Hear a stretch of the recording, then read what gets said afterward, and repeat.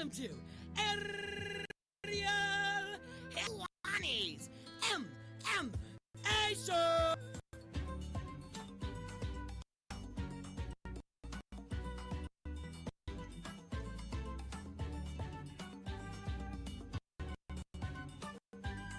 Back in your life on this Monday, July 27, 2020.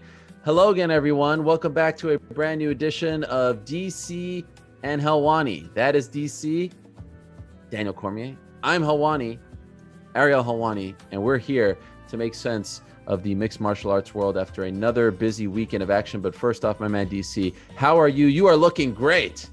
Yeah, I mean, I just woke up. I'm a little bit late right now to the party. I just woke up. I went to bed on time last night. I've been wearing this. I wear this Oura ring now.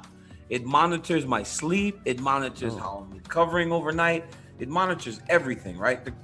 Probably the greatest invention that I've seen in a while. Now, I went to bed on time last night. My phone tells me bedtime's approaching. You need to go lay. Wow. I went to lay. I fell asleep. Woke up at 4 o'clock in the morning, and then once again, the NBA bubble got me. It's like I'm so enamored with the bubble that if I wake up, I start watching stuff about the bubble. Matisse Thybulle had another blog.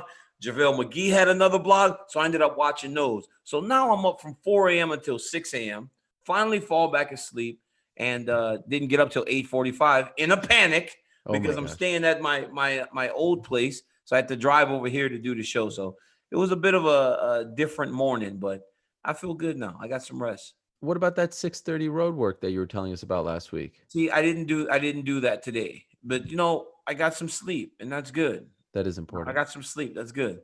By the way, that ring. But how about the fact that it can tell you that?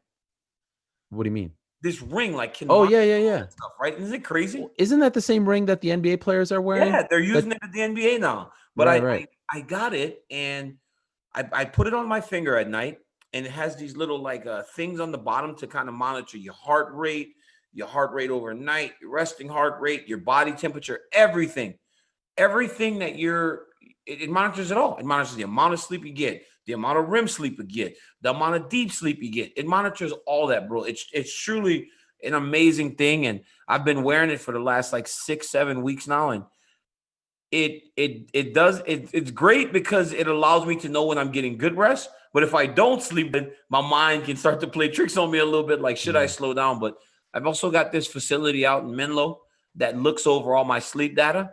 And they tell me, DC, it was a very difficult day yesterday. You didn't recover as much last night. So today, maybe you should go a little bit lighter to make sure you don't get yourself hurt or anything. It's perfect. It works. It's awesome.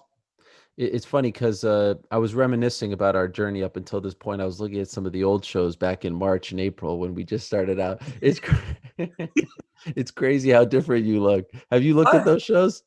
No, I haven't. I mean, your face is just dramatically different. Really? Oh, yes. You got to be kidding me. Yes. How much you weigh right now? I don't know. I think I was 237. Yeah. What were you then? I had to be 260 something pounds. Well, there you go. You look different. You look very different. It really?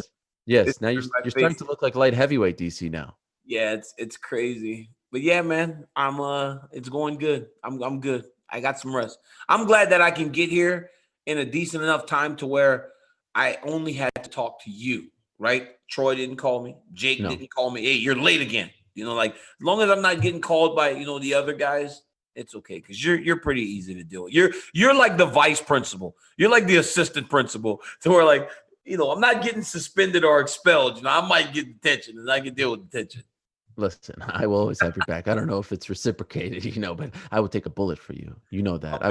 I would jump in front of a runaway train. But in any event, let's talk about things that happened this weekend, okay? Because it was the Fight Island finale, at least for now, because we suspect that at some point we're gonna have to go back to Fight Island. Not you and I, but the UFC. Yes. Can I say something? I want to go to Fight Island, and honestly, be careful what you wish for, my man. You may be going not for the fight. I don't want to go to Fight Island for the fight, but in terms of calling the fights at some point, I'd like to go to Fight Island. And also, Ariel, this Fight Island, it turned out to be everything and more than we ever could have expected for Fight Island. I mean, down on the beach. Then they had the safe zone. It was perfect. It was absolutely perfect. And then the fights lived up to it. That's the most important factor, right? Like you want to talk about the story. You want to talk about, well, I wanted the fights actually on the beach and all that. Like, those are the things that matter to you. But the fights lived up. And all those fight cards, I don't think there was one where I left feeling disappointed.